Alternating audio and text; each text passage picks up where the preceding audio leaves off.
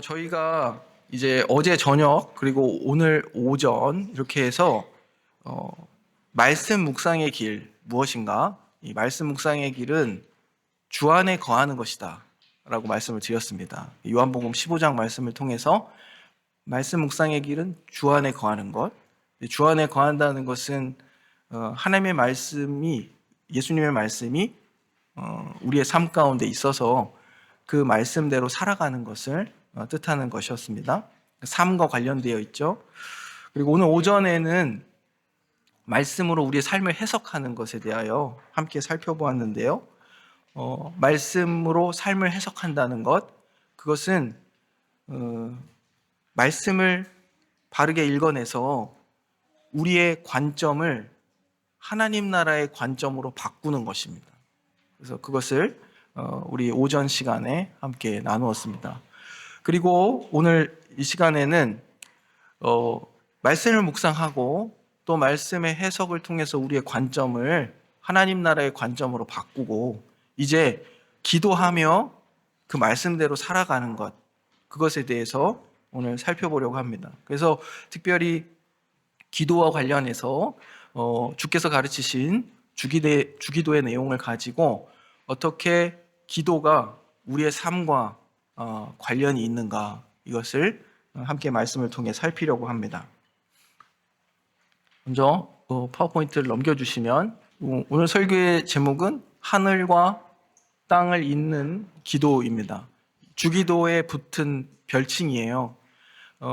하나님의 뜻이 이 땅 가운데 또 우리 가운데 이루어지기를 바라는 그런 기도의 내용, 이것을 가지고 하늘과 땅을 잇는 기도, 이렇게 주기도에 대한 별칭을 붙여보았습니다.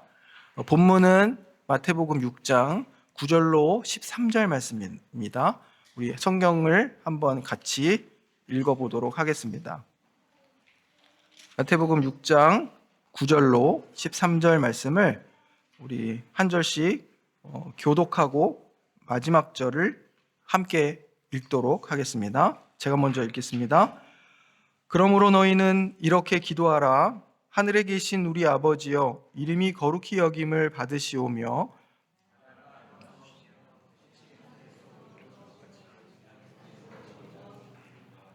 오늘 우리에게 일용할 양식을 주시옵고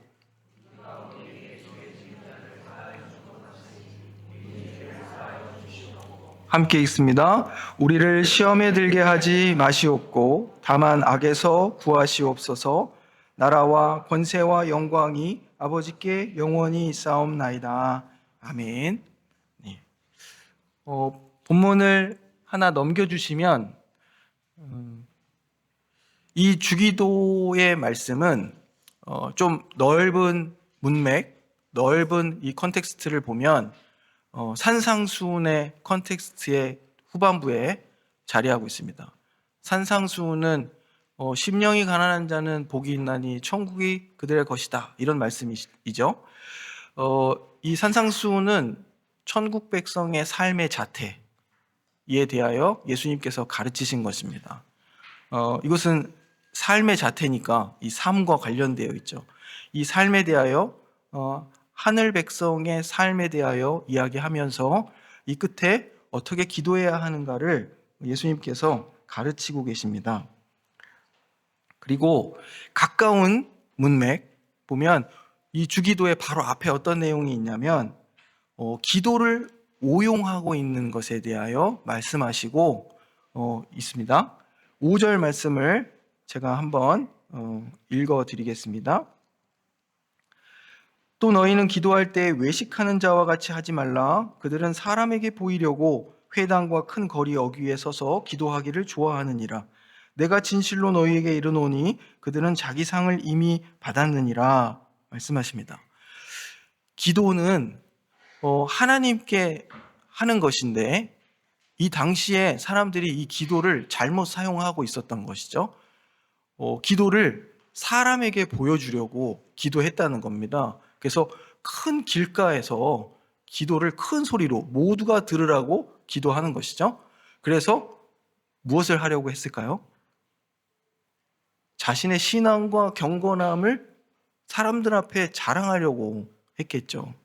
그래서 기도는 참 좋은 것인데 하나님께 드리는 그 기도의 본래 목적이 있는데 그것을 잘못 사용하고 있는 사람들에 대하여 말씀하시고 나서, 그리고 바른 기도가 무엇인가, 너희는 이렇게 기도하라 라고 가르치시는 것입니다. 여기서 또 한 가지 주목할 것은 6절에 기도는 골방에 들어가 문을 닫고 은밀한 중에 계신 내 아버지께 기도하라. 은밀한 중에 보시는 내 아버지께서 갚으시리라. 이 말씀은 하나님께 드리는 것이 기도다. 그리고 그 하나님께서 은밀한 가운데 들으시고 응답하실 것이다. 이렇게 이야기하고 있습니다. 그리고 7절에 보니까 기도할 때에 이방인과 같이 중언부언하지 말라. 중언부언은 말을 많이 하는 겁니다. 이 당대의 이방 종교들, 지금도 마찬가지죠. 이러한 종교들을 보면 자신들의 신에게 기도할 때에 자신들의 뜻이 관철되기 위해서는 말을 많이 해야 된다고 생각했습니다. 그래서 중언부언 기도를 하는 것이죠. 그런데 하나님은 그러한 기도를 들으시지 않는다라고 얘기합니다. 7절에 보면 그들은 말을 많이 하여야 들으실 줄 생각하느니라. 그런데 그들을 본받지 말라 8절에 말씀하시고, 여기가 중요합니다. 구하기 전에 너희에게 있어야 할 것을 하나님 너희 아버지께서 아시느니라. 그러면 기도를 왜 해야 되나? 이런 생각을 갑자기 하게 되잖아요. 기도하기 전에 하나님 아버지께서는 우리의 필요한 것, 우리가 구하려고 하는 모든 것을 다 이미 알고 계신다는 겁니다. 그런데 그럼에도 불구하고 그러므로 너희는 이렇게 기도하라고 이제 주기도를 가르치시는 겁니다.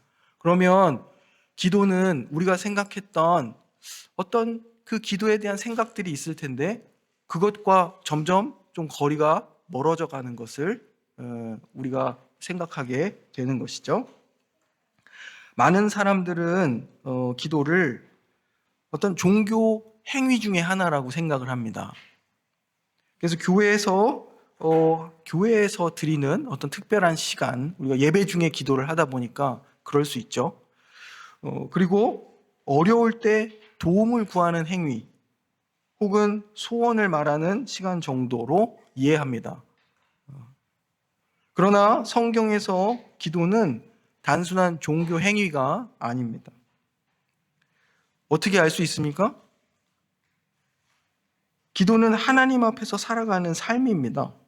오늘 8절 말씀에도 구하기 전에 너희에게 있어야 할 것을 하나님 아버지께서 다 아신다. 이미 이 말씀을 통해서 그러면 우리가 하나님께 기도드리는 것, 구하는 것은 어떤 의미가 있는가? 우리는 무엇을 하나님께 구해야 하는가? 이런 질문들을 하게 되는 것이죠. 예수님께서 제자들에게 기도를 가르치시며 이 단순한 기도문을 그냥 주신 것이 아닙니다. 이 주기도의 목적은 하나님 나라 백성이 어떻게 살아가야 하는지를 가르쳐 주시려고 주신 것입니다. 주기도문은 단순한 그냥 암송문 혹은 제가 얼마 전에 어떤 TV 오래된 예능 프로그램을 같이 아이들이랑 봤는데 공포 체험 같은 걸 막 하는 거예요. 막 귀신의 집. 근데 거기 출연자 중에 하나가 막 주기도문을 외우는 거예요. 주문도 아니고 뭐 사탄아 물러가라 뭐 이런 거 하는 거죠. 그러니까 주기도를 생각할 때 이제 그렇게 생각하는 것이죠. 그 기도문을 막 암송하며 뭐가 어떤 능력이 나타난다 이렇게 생각하는데 주님이 주기도를 주셨을 때 그런 의도를 주신 것이 아니다라는 것 우리가 기억해야 됩니다. 주기도는 단순한 암송문이 아니라 삶의 방향을 그 안에 담고 있습니다. 기도는 하나님의 뜻이 땅의 삶 속으로 내려오는 통로입니다. 이 사실을 우리가 기억하고 이제 주기도문의 이 주기도의 이 한 절 한 절을 우리가 살펴보려고 합니다. 우선 주기도는 하늘에 계신 우리 아버지여라고 그 하나님을 부르면서 시작하는데 그 이후에 6개의 간구로 이루어져 있습니다. 첫 번째, 두 번째, 세 번째 간구는 하나님과 그의 백성, 그의 자녀들 사이에서 간구해야 될 내용들, 그리고 네 번째, 다섯 번째, 여섯 번째 간구는 그 하나님의 자녀들이 이 땅에서 살면서 필요한 것들을 간구하는 그런 기도로 이루어져 있습니다. 먼저 하늘에 계신 우리 아버지여 라고 하늘 아버지를 이렇게 부르도록 예수님께서 우리에게 가르치십니다. 이것을 볼 때 기도는 관계에서 시작된다는 것을 알게 됩니다. 예수님은 하나님을 아버지라고 부르게 하십니다. 이것은 놀라운 은혜입니다. 왜냐하면 죄인이 하나님을 아버지라 부를 수 있다는 것은 오직 예수 그리스도를 통한 하나님과의 화해와 또 우리가 하나님의 자녀로 받아들여진 그 은혜를 의미하기 때문입니다. 죄인이 하나님을 아버지라 부르게 되었다. 이것은 대단한 은혜를 뜻하고 있습니다.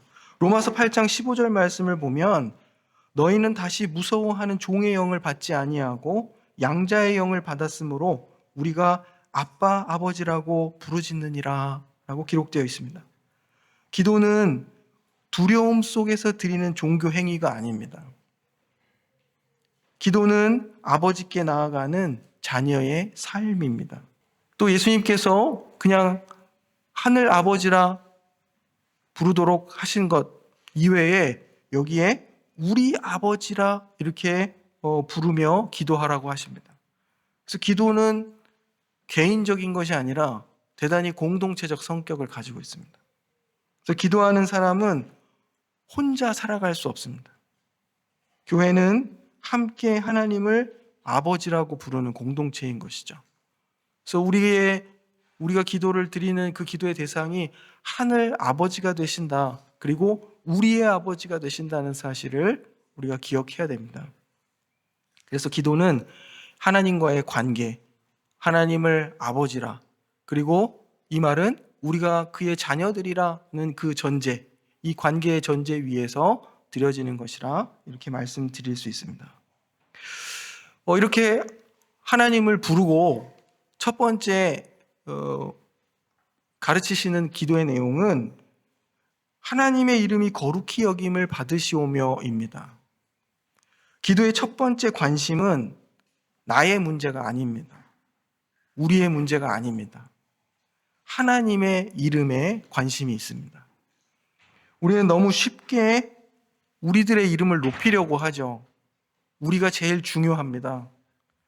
인정받고 싶고 또 성공하고 싶고 또 우리가 드러나고 싶어 합니다. 그러나 기도는 우리의 시선을 하나님께로 돌리게 합니다.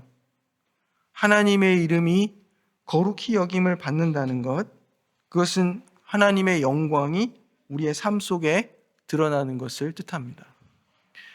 하나님의 영광이 드러난다는 것은 이제 저희 많이 들어서 함께 나눠서 알고 있습니다. 하나님의 영광이 드러나는 길은 우리가 하나님 백성으로서 우리 자신을 분명히 자각하고 우리가 하나님이 요구하시는 그 본분을 따라서 살아가는 것이죠.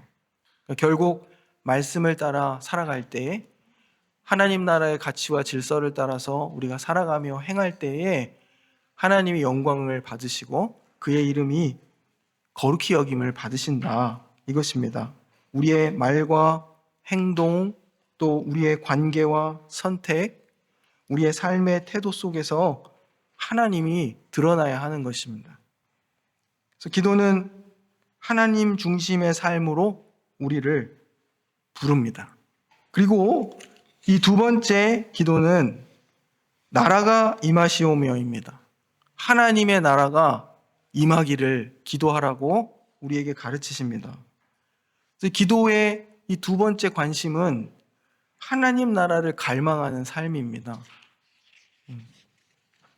하나님 나라는 그냥 단지 죽어서 가는 천국만을 의미하지 않습니다.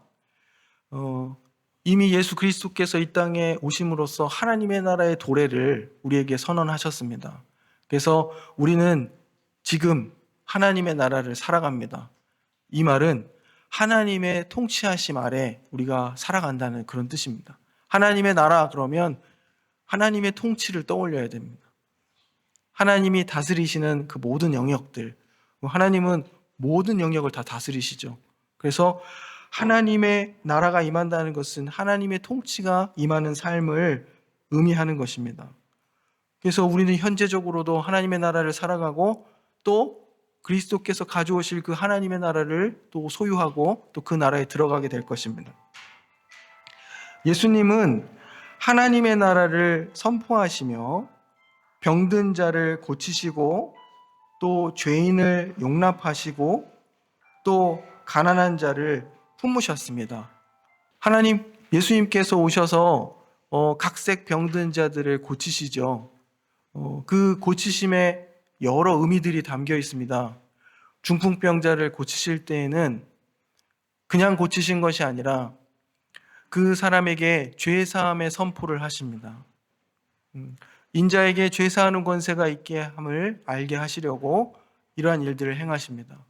문둥병자를 고치실 때에는 이제 종교적으로 사회적으로 부정하다 또 위험하다 여겨져서 격리되어 버린 그런 사람들을 예수님께서 고치셔서 회복하시고 강건케 하시는 일을 합니다. 이것은 영적인 의미와 육체적인 의미, 사회적 의미들을 다 가지고 있습니다. 전인격적 회복을 하시는 것이죠.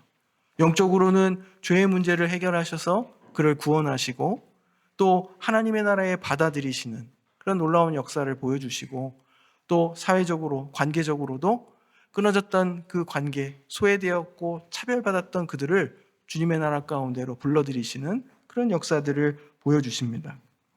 이것이 하나님의 통치가 이루어지는 것입니다. 귀신 들린 자를 고치시는 것들도 악의 영에게 사로잡힌 이들을 구하시는 것이죠. 다시 되찾아오시는 그런 놀라운 하나님의 통치를 예수님께서 드러내 보여주십니다. 하나님의 나라는 이 세상의 방식과 다릅니다. 이 세상은 경쟁과 힘을 추구합니다. 그것으로 이 땅을 다스릴 수 있다고 생각하기 때문입니다. 그런데 이 하나님의 나라는, 이 하나님의 통치는 사랑과 섬김으로 나타납니다. 그래서 우리가 오전 시간에, 이 사경의 시간에 선한 사마리아인의 비유를 함께 나누었는데요. 바로 이것이 하나님 나라의 삶입니다. 제사장과 레위인은 피하여 지나갔지만 사마리아인은 멈추었고 그리고 그 강도 만난 자를 구하고 또 싸매고 또 데려가 치료해주고 또 그를 끝까지 그가 건강을 회복할 때까지 끝까지 책임지는 그런 모습을 보여주었습니다. 기도하는 사람은 이 세상처럼 살아갈 수 없습니다. 기도는 우리의 삶을 하나님의 나라 방향으로 바꾸기 때문입니다.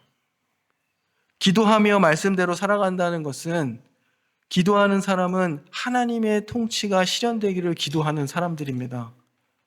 이것은 우리의 삶의 방향이 바뀌었고 전혀 다른 삶의 방식으로 살아감을 포함하고 있는 것입니다. 다음 이제 세 번째 기도를 가르치시는데 뜻이 하늘에서 이루어진 것 같이 땅에서도 이루어지이다 가르치십니다. 이렇게 기도하라 하십니다. 기도는 하나님의 뜻에 자신을 맡기는 것입니다. 우리는 종종 기도하면서 하나님을 움직이려고 합니다. 그러나 성경에서 기도는 오히려 하나님께서 우리를 변화시키시는 자리입니다. 예수님께서 겟세마네 기도에서 기도하셨습니다. 십자가를 앞두고 이제 십자가를 지셔야 하는데 예수님이 기도하십니다. 내 원대로 마시옵고 아버지의 원대로 되기를 원하나이다. 누가복음 22장 42절의 말씀입니다. 기도는 자기의 뜻을 내려놓는 훈련입니다. 기도가 우리의 뜻, 자기의 뜻을 하나님께 관철시키는 것이 아니라 기도는 자기의 뜻을 내려놓는 훈련입니다. 기도는 하나님의 뜻에 우리의 삶을 맞추는 것입니다. 그래서 늘 수요 기도회 때 항상 똑같은 기도를 제가 드립니다. 하나님, 저희가 기도할 때에 우리의 모든 것을, 우리의 전 인격과 우리의 삶을 하나님의 뜻에 맞추도록 기도하게 하옵소서. 이렇게 기도합니다. 제가 7년간 변함없이 수요 기도회 때마다 기도하는, 어떤 분들은 오해하실 수도 있어요. 목사님은 기도가 저거밖에 없나 보다. 수요 기도회 전용 기도인가? 이렇게 생각하실 수 있을지 모르는데 제 의식 속에 그게 있는 겁니다. 기도가 오용되지 않았으면 하는 바람이 있어서 늘 그렇게 기도하는 겁니다. 오늘날 우리는 자기 욕망을 위해, 자기 욕망을 이루기 위해 살아갑니다. 그러나 기도는 우리의 중심을 하나님께로 돌립니다. 그래서 기도하는 자는 자기의 뜻을 내려놓고 하나님의 뜻에 자신을 맞춥니다. 이제 우리의 실제적인 삶과 관련하여서 이제 기도하라, 이제 4번째, 5번째, 6번째 기도의 내용을 살펴봅니다. 오늘 우리에게 일용할 양식을 주시옵고 라고 기도하라 하십니다. 하루 먹을 양식을 하늘 아버지께 기도하라고, 간구하라고 하시는 것이죠. 기도는 의존, 하나님을 의지하는 것입니다. 이스라엘은 광야에서 만나를 통해서 살아감을 배웠습니다. 이것이 뜻하는 바는 하루하루의 삶을 하나님께 의지해야 했다는 것이죠. 출애굽기 16장 4절 말씀을 보면 백성이 나가서 일용할 것을 날마다 거둘 것이라, 하루 먹을 양식을 매일매일 나아가서 거두라고 하십니다. 오늘날 사람들은 많은 것을 소유하지만 여전히 불안합니다. 왜냐하면 참된 안전이 하나님께 있다는 것을 잊어버렸기 때문입니다. 기도는 하나님께서 오늘도 우리를 돌보신다는 사실을 믿고 신뢰하는 삶입니다. 기도하는 자는 오늘 하루의 양식, 오늘 하루의 삶을, 내 인생 전체를 하나님께서 책임지신다는 것을 믿고 살아가는 그런 사람입니다. 이 기도도 또한 우리에게라고 기도합니다. 이 일용할 양식을 위해 기도할 때 우리에게 주시옵소서라고 기도하라고 하십니다. 그래서 기도는 그냥 나만을 위한 기도가 아니라, 내 하루 양식을 위한 기도가 아니라 우리 공동체적인 삶을 포함하고 있습니다. 그래서 우리의 삶을 주님이 책임지신다라는 그런 믿음을 가지고 기도해야 한다는 것이죠. 내 양식만이 아니라 우리의 양식을 위해 기도하라고 가르치십니다. 그러므로 기도하는 사람은 내 형제와 이웃의 필요에도 민감해져야 됩니다. 이 말씀들이 좀 다 연결되어졌으면 좋겠습니다. 5번째 기도는 용서에 관한 것입니다. 우리가 우리에게 죄 지은 자를 사하여 준 것 같이 다른 이들 용서하라, 이렇게 가르치시는 것이죠. 용서의 삶은 쉽지 않습니다. 이웃사랑의 삶도 쉽지 않다는 것을 저희 오전에 말씀을 나누고 조별 모임을 하다가 알게 되었어요. 우리 청소년 그룹에서 이렇게 다들 한마디씩 그 말씀을 나눈 소감들을 이야기하는데 다들 공통됐습니다. 의견들이. 첫 번째는 선한 사마리아인의 비유가 이러한 어떤 큰 문맥 속에 이런 율법 교사와 예수님의 질의응답 속에서 드러나고 있다는 것을 새롭게 발견했다. 그러니까 왜 이 비유가 어떤 상황 속에서 어떤 목적을 가지고 왜 주어지고 있는가를 알게 됐다. 그래서 비유의 의미가 좀 아이들 표현으로 뭐라고 했어요? 넓다, 이렇게 얘기를 했습니다. 그리고 나서 또 이야기하는 것이 그리고 이렇게 누군가의 이웃이 되는 삶을 사는 것, 그러니까 내 이웃을 경계짓고 내 이웃의 범위를 이렇게 정하는 삶이 아니라 도움을 필요로 하는 누군가가 나타난다면 달려가 그에게 이웃이 되어주는 것, 그것이 예수님께서 말씀하신 이웃사랑의 내용이다라는 것을 알게 됐다. 이런 얘기를 했습니다. 아이들이 어떤 핵심들을 잘 파악하고 있는 것이죠. 그런데 세 번째가 중요합니다. 그런데 그렇게 하기는 쉽지 않을 것 같다. 되게 솔직하죠. 그렇게 하는 것은 쉬울 것 같지 않다. 라고 얘기했습니다. 어렵죠. 어렵습니다. 우선은 우리의 감정적으로 누군가를 용서하고 용납하고 혹은 누군가를 포용한다는 것, 그것 자체가 쉽지 않은 것이죠. 쉽지 않고 그 말씀에 보면은 누군가의 이웃이 되어준다는 것은 많은 것들을 희생하는 것이거든요. 그리고 참 어려운 일입니다.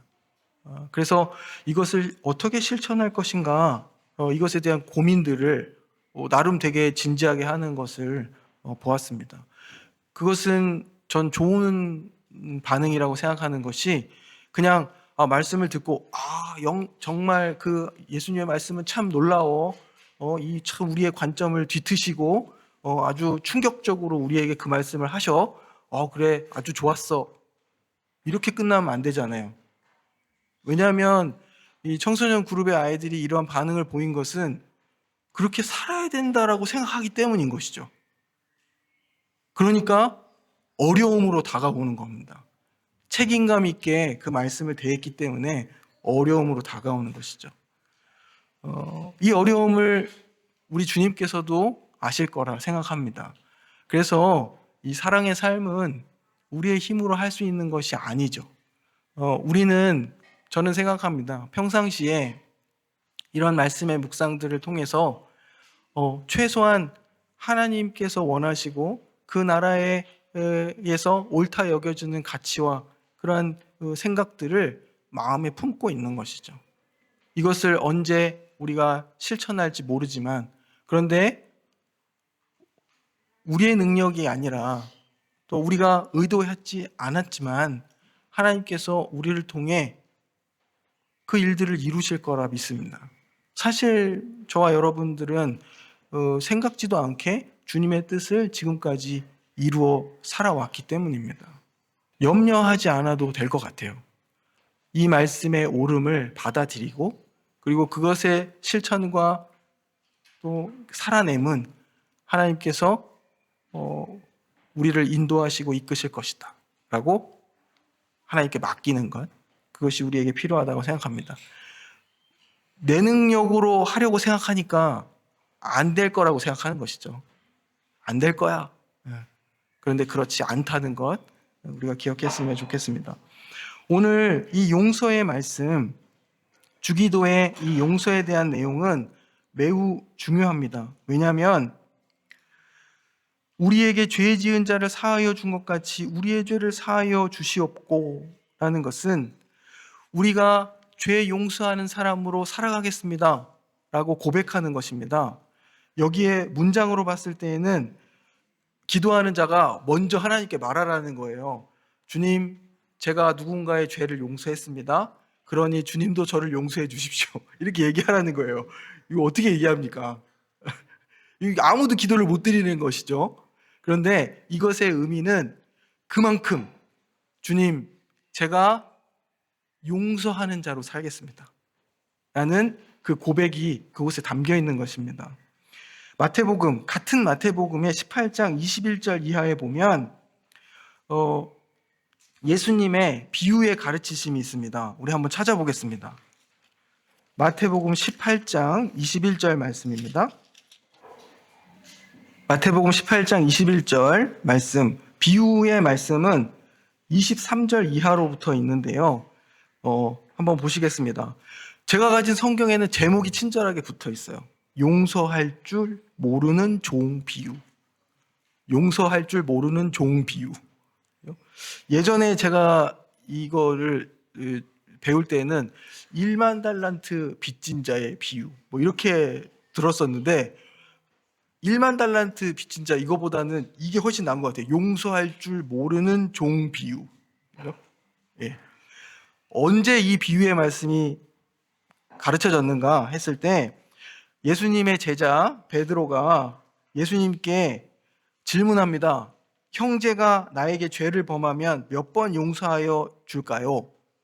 7번 하면 될까요? 라고 얘기합니다. 보통 유대인들은 용서한다고 하면, 관대하게 용서한다고 하면 3번까지라고 생각합니다. 3번. 내가 너 3번은 용서한다. 4번 아웃. 이렇게 되는 것이죠. 웃지 마세요. 여러분들도 다 그러시는 거 압니다. 마음속에 그런 거 갖고 계시지 않으세요? 내가 3번까지는 봐주마. 4번째 아웃. 그죠? 딱 이를 갈고 벼르고 계시는 분들 많죠. 그죠? 이해합니다. 왜냐하면 착하게 살고 베풀고 살다 보면 사람들이 그걸 친절로 생각하지 않고 호의가 아니라 당연한 것으로 생각하고 또 이용하는 일들이 많이 있죠. 그래서 열심히 사랑하고 베풀고 살아가는 사람들 중에는 상처 입은 분들이 많이 있어요. 그런데 진짜 예수님의 가르침을 따라 살려면 그것도 극복해야 할 내용이다 생각합니다. 제가 자신 있어서 드리는 말씀은 아닙니다. 3번이면 아웃인데 7번 할까요? 그러니까 스스로 아마 우쭐했을 거예요. 한 7번. 여느 사람과 저는 다릅니다. 7번. 예수님께서 뭐라고 얘기하십니까? 70번씩이 7번이라도 용서해라. 용서에는 제한이 없다. 그러면서 이 비유를 말씀하시는 거예요. 어떤 종이 왕에게 1만 달란트를 빚졌답니다. 1만 달란트. 1만 달란트는 좀 헤아리기 어려운, 근데 쉽게 말씀드리면 어떤 사람의 20년치 봉급 정도 돼요. 그런데 이 1만 달, 갚을 수 없는 빚인데 이 갚을 수 없는 빚에 대하여 탕감을 받았습니다. 왕이 은혜를 베풀었어요. 그래서 감사하고 고마운 마음으로 왕의 궁을 떠나서 돌아오는 길에 자기한테 100데나리온 빚진 친구를 만났습니다. 한 데나리온은 하루 임금이에요. 하루 하루 일당입니다. 근데 뭐 작은 돈은 아니죠. 100일치의 임금이니까. 그런데 이 사람을 돈을 안 갚는다고 가두었습니다. 감옥에. 참 배은망덕한 사람이, 자기는 1만 달란트를 탕감받았는데 자기한테 100데나리온을 빚진 자를 용서하지 못했다는 것이죠. 이 비유가 무슨 뜻이겠습니까? 우리 모두의 처지가 이러하다는 것입니다. 예수님께서 직접적으로 비유지만 거의 직접적으로 말씀하시는 것이죠. 결론이 마태복음 18장 33절에 있습니다. 내가 너를 불쌍히 여김같이 너도 내 동료를 불쌍히 여김이 마땅하지 아니하냐? 마땅하지 아니하냐? 이 말씀을 전제로 죄 용서의 기도를 하는 겁니다. 주님, 제가 이런 존재인 줄을 압니다. 그래서 용서하고 살아갑니다. 그러니 주님, 저도 또 용서해 주십시오. 이것은 내가 누군가의 죄를 용서해 줘서 하나님께 용서받을 자격을 얻었다, 이런 뜻이 아니라 주님, 제가 용서하는 자로 살겠습니다라는 다짐과 고백에 가까운 기도입니다.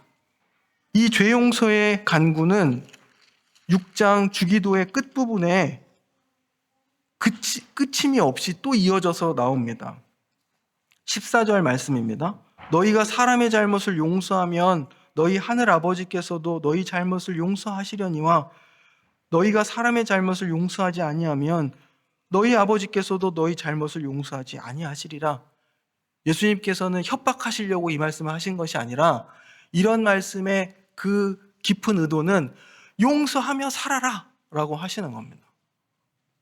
주님이 너를 용서하신 것처럼 하늘 아버지께서 너를 용서하여 죄인된 너희를 아들 삼으시고 자녀 삼으시고 받아들이신 것처럼 너희도 그 은혜를 아는 자로, 용서하는 자로 살아가라 하시는 겁니다. 이 말씀을 들으면서 여전히 나는 내 능력으로는 안 돼, 도저히 이렇게 마음을 다들여 하지 마시고 이 말씀을 그대로 하나님의 음성으로 들으시고 내가 용서하기 참 어렵고 힘들지만 이렇게 기도한다는 것은 무슨 뜻입니까? 주님의 능력을 덧입는다 이런 뜻입니다. 용서할 수 있는 능력을, 힘을, 마음을 우리에게 주옵소서라고 기도하는 저와 여러분이 되셨으면 좋겠습니다. 기도는 이처럼 용서의 삶으로 이어집니다. 우리는 하나님께 용서를 구하면서도 사람을 용서하지 못할 때가 많습니다. 그러나 복음은 용서받은 사람이 용서하는 사람으로 살아가게 합니다. 에베소서 4장 32절도 이렇게 말합니다.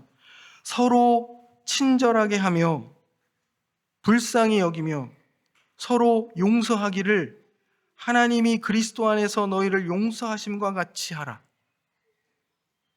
서로 친절하게 하며 불쌍히 여기며 서로 용서하기를 하나님이 그리스도 안에서 너희를 용서하심과 같이 하라. 이것이 주님의 말씀입니다. 기도는 우리의 완고한 마음을 깨뜨립니다. 기도하는 사람은 화해의 사람으로 살아가야 하는 것입니다. 이 다음 기도는 우리를 시험에 들게 하지 마시옵고 기도하라 하십니다. 기도는 영적인 전쟁입니다. 굉장히 익숙한 표현이죠. 기도는 영적인 전쟁이라고 생각해서 아까 말씀드렸던 것처럼 공포의 상황 속에 주기도문을 외워라 이런 뜻이 아닙니다. 기도는 영적인 전쟁인데 우리가 시험에 빠지지 않도록 간구하는 그런 영적인 전쟁입니다. 우리는 생각보다 연약합니다. 유혹은 우리의 욕망과 두려움을 통해 우리에게 다가옵니다. 이 시대를 살아가고 있는 사람들은 보면 유행에 민감한데요. 이 유행은 그저 어떤 패션 이런 것을 말하는 게 아닙니다. 이 시대가 서로 갖고 싶어 하는 어떤 가치들 있잖아요. 어떤 물건이 될 수도 있고 또 건강이 될 수도 있고 교육 그리고 어떤 투자 이런 기타 등등 어떤 유행들이 있습니다. 근데 이 유행에 민감한 이유는 그것에 우리의 욕망이 투영되어 있고 또 우리의 두려움 때문입니다. 노후를 준비하는 것, 지혜로운 일들이죠. 그런데 그것을 두려움과 공포 속에 한다. 믿음의 사람들에게는 좀 어울리지 않는 일일 수 있습니다. 자녀들의 교육을 시킵니다. 근데 이 자녀 교육을 통해서 자녀의 미래를 막 준비하고 본인의 노후를 준비하고 이렇게 한다고 생각해 보십시오. 그리고 모두가 뭔가를 하고 있는데 나는 하지 않고 있다. 그러면 엄청난 두려움과 공포가 밀려오죠. 그런데 이 두려움과 공포 또 혹은 이런 불안함 이런 것들은 전염됩니다. 그리고 내가 그런 것을 느끼면 우리 가족들도 느낍니다. 근데 우리가 기도할 때에 시험에 들지 않게 해달라 하는 것은 앞서 첫 번째로부터 다섯 번째의 기도의 내용들을 다 종합하여 생각하면서 우리가 하나님의 백성으로 이 앞선 간구들을 해오며 살아왔는데 내가 하나님 나라의 백성으로 하나님의 통치의 실현과 드러남을 위하여 살아가고 또 내 일용할 양식 이 모든 것을 하나님의 손에 맡기고 하나님을 의존하여 살아간다 이렇게 기도하고 용서하는 삶을 살겠다 기도하면서 여전히 불안과 두려움과 공포를 내려놓지 못하고 여전히 유혹받는 것이죠. 흔들리고 이러할 때에 주님께서 아시는 것이죠. 우리의 연약함을. 이 모든 욕망과 두려움 그것을 내려놓고 이 시험에서 이기도록 주님의 도우심을 구하라. 이렇게 기도하라고 하시는 것입니다.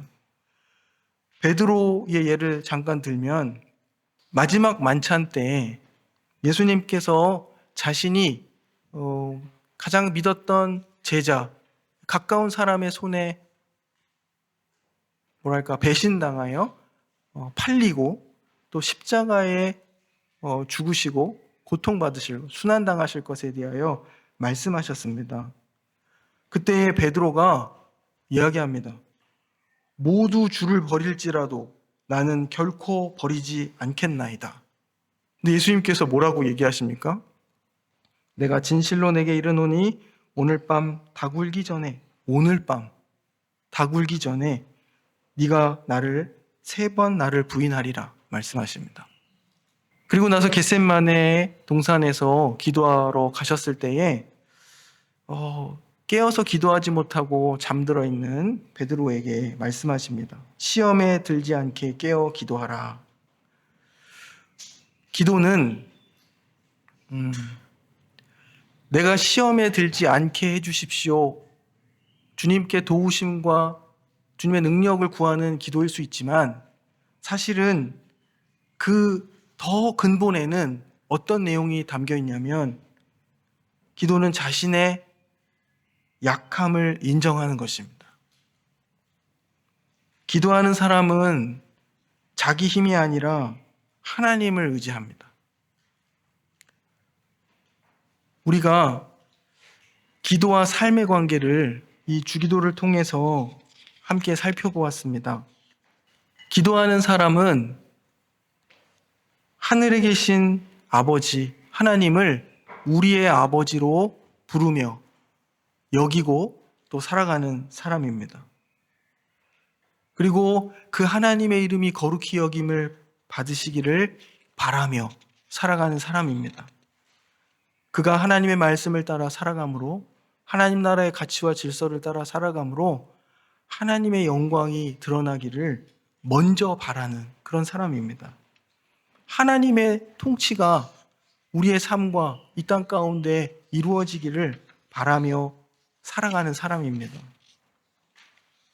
하나님 아버지의 뜻이, 하나님의 뜻이 하늘에서 이루어진 것 같이 땅에서 이루어지기를 간절히 바라며 살아가는 사람입니다.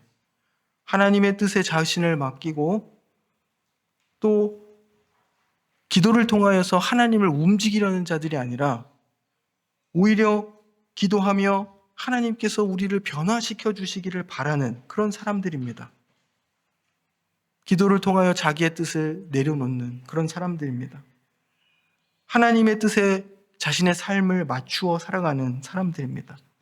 자신의 욕망을 내려놓고 하나님 중심의 삶을 살아가려고 하는 사람입니다. 그러한 사람은 우리의 일상적 삶 속에서도 자신의 일용할 양식이 하나님께로부터 온다는 것을 믿고 의지하는 사람입니다. 우리는 우리의 힘과 노력으로 우리의 삶을 유지한다 생각하기 쉽습니다. 그런데 하나님께서 주시지 아니하면, 하나님께서 허락하시지 아니하면 가능하지 않음을 고백하고 기도하며 살아가야 하는 사람들입니다. 그리고 기도하는 사람들은 용서하는 사람들입니다.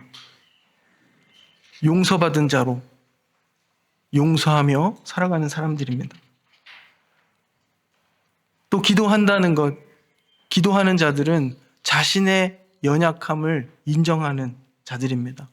그래서 하나님께서 우리가 기도한 대로 살아갈 수 있도록 도와주시기를 간구합니다.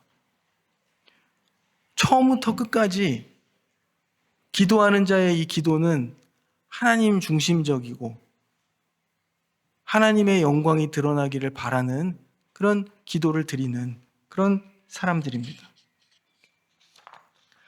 기도는 단지 입술의 말이 아닙니다. 기도는 삶의 방향입니다. 기도는 하나님 앞에 살아가는 삶입니다.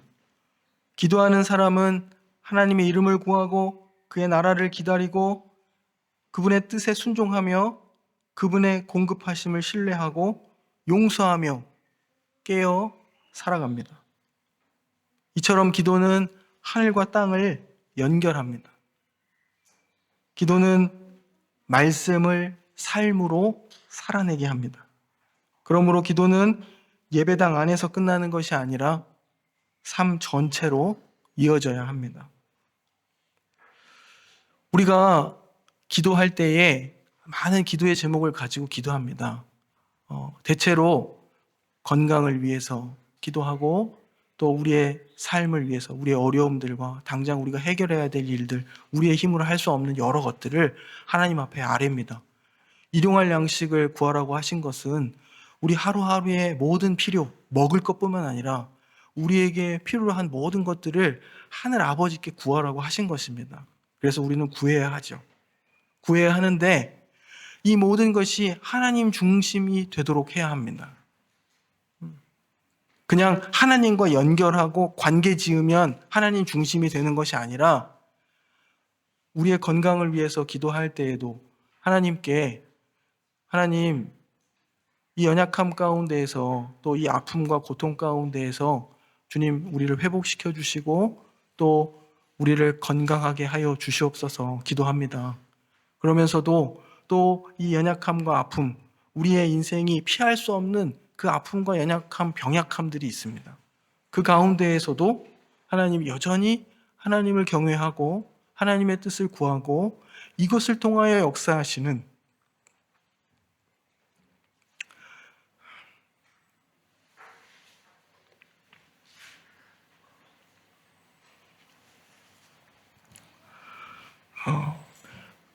하나님의 뜻을 발견할 수 있게 하여 주옵소서 기도하는 것입니다. 저희들은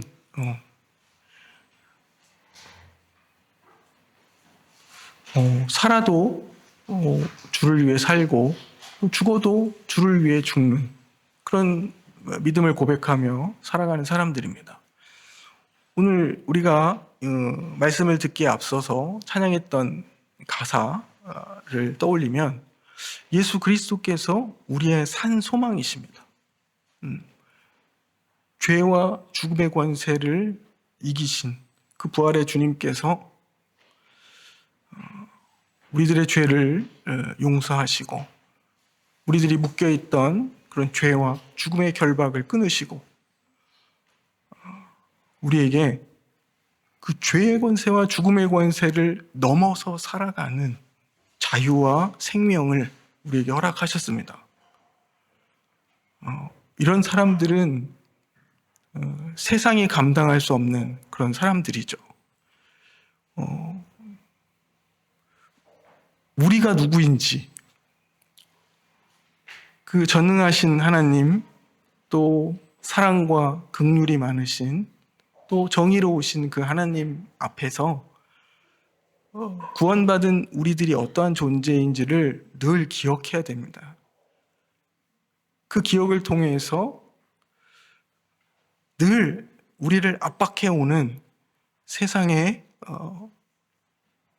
위협 혹은 불안을 조장하고 우리에게 공포를 심는 그 모든 시험과 유혹으로부터 우리를 지키고 또 우리가 믿음으로 살아가는 그런 사람들이 되어야 합니다. 기도가 이처럼 우리의 삶의 방향을 명확하게 하고 말씀을 묵상하는 삶, 주 안에 거하는 삶을 가능하게 하고 말씀을 통해서 우리가 하나님 나라의 관점을 갖도록 하는 것을 가능하게 하고 우리가 배운 바대로 살아갈 수 있도록 가능케 하는 것, 그것이 기도입니다. 이러한 기도를 우리가 함께 드릴 수 있기를 바랍니다.